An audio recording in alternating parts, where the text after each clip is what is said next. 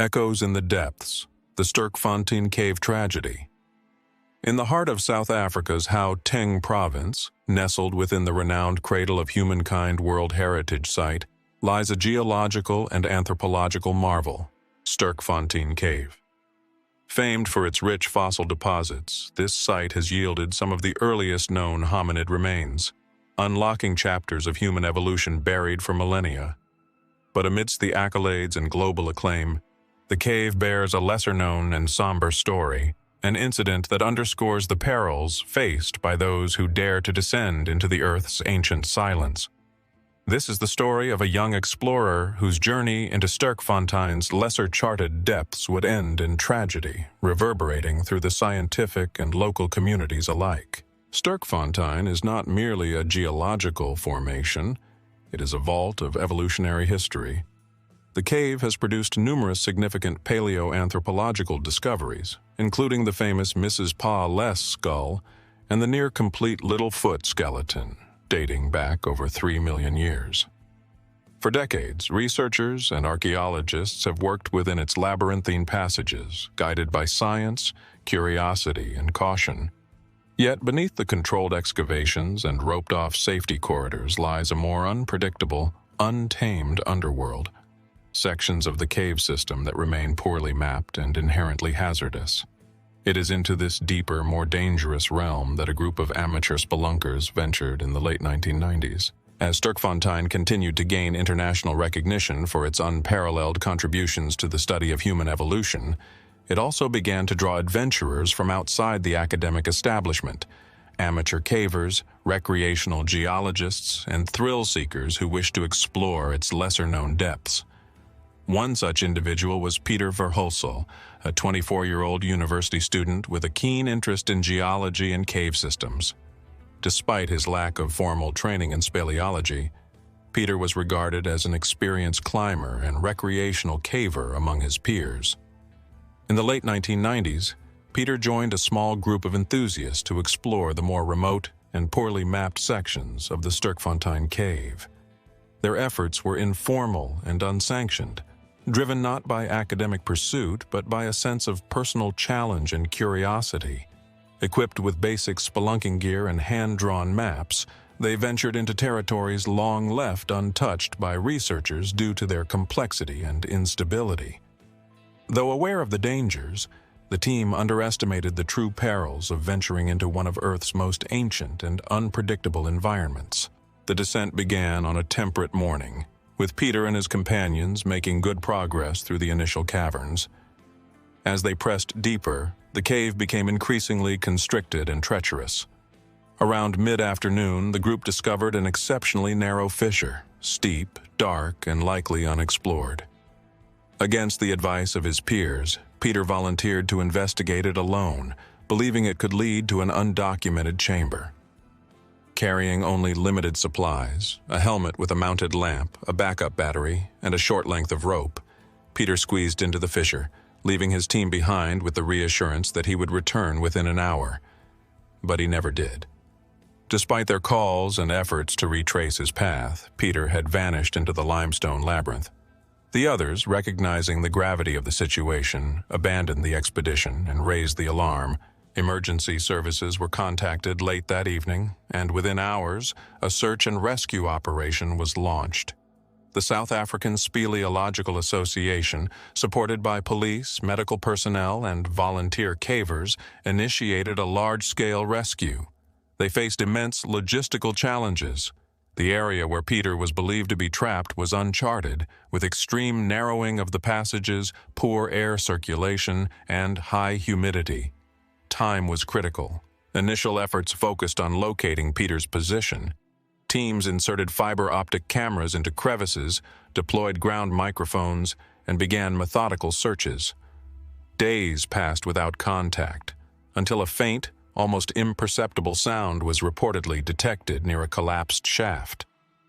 Although rescuers could not reach him directly, some evidence, faint knocking, disturbed soil, and human scent trails, suggested Pieter was alive, at least in the early stages of the operation. As the days turned into weeks, the Sterkfontein Cave rescue operation became one of the most technically difficult subterranean efforts attempted in South Africa. Teams of professional cave divers and climbers battled oxygen deprivation, unstable rock, and misleading acoustic signals. Multiple access points were attempted, including vertical shafts, horizontal digs, and even controlled microblasting. It would later be revealed, based on biological evidence and environmental reconstruction, that Pieter Verhulsel likely survived for nearly 3 full weeks in isolation. Trapped in a vertical chamber with limited mobility, no food, and minimal water, he endured a slow and agonizing decline. Cave specialists believe that he may have found a pocket of breathable air and a small reservoir of drip water, which prolonged his survival. Ultimately, however, without nourishment and with decreasing oxygen levels, Pieter succumbed, most likely to starvation and dehydration, sometime in the 3rd week after his disappearance. This revelation added a heartbreaking dimension to the tragedy. For over 20 days he remained alive, waiting, hoping, possibly hearing the muffled movements of his would-be rescuers through meters of stone. But despite the extraordinary efforts of over 50 personnel and advanced equipment, the chamber where Pieter was trapped was never reached. His body was never recovered. After 21 days of continuous rescue attempts, the operation was called off. The official report cited the geological instability of the surrounding rock, the narrowing of the passageways, and the near certainty that Pieter had perished. His family was informed, and a decision was made not to endanger further lives in pursuit of recovery. For the Verhulsel family and the entire spelunking community, it was a devastating conclusion. The finality of his loss, coupled with the grim knowledge that he had likely died slowly over several weeks, sparked national debate and introspection within the caving and scientific communities. In the absence of a body, a small stone cairn and bronze memorial were later installed at the cave's visitor center, serving as a permanent tribute to a young life lost to the silent pull of the earth. The incident triggered widespread debate in both public and scientific circles. Questions were raised about access control, the responsibilities of amateur explorers, and the ethical boundaries of adventure tourism in scientifically sensitive sites. New safety protocols were drafted, including restricted access to uncharted cave sections, mandatory guide presence, and real-time oxygen monitoring for all entrants. For academic institutions, the tragedy underscored the need for better public education on cave risks and greater collaboration with local authorities. Today, Sterkfontein remains a revered site of paleoanthropological study, attracting thousands of visitors each year. Yet, for those who remember the 1990s tragedy, the cave holds a dual identity, both a wellspring of ancestral knowledge and a reminder of the unforgiving nature of the subterranean world. Pieter's family requested a memorial plaque, now mounted at the visitor center, a quiet tribute to a young life lost to curiosity's final journey. The Sterkfontein Cave tragedy stands as a somber counterpoint to our insatiable quest for knowledge.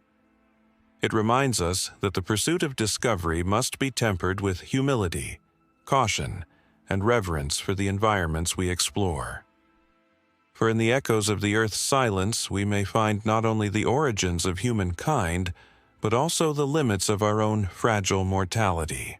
In the stillness beneath the limestone, one can still imagine the footsteps, the voices, and perhaps the final heartbeat of a life once entwined with the earth. Echoes in the depths, indeed. This is the legacy of Sterkfontein, not only as a window into our past, but as a reminder of the cost that sometimes accompanies the journey into it.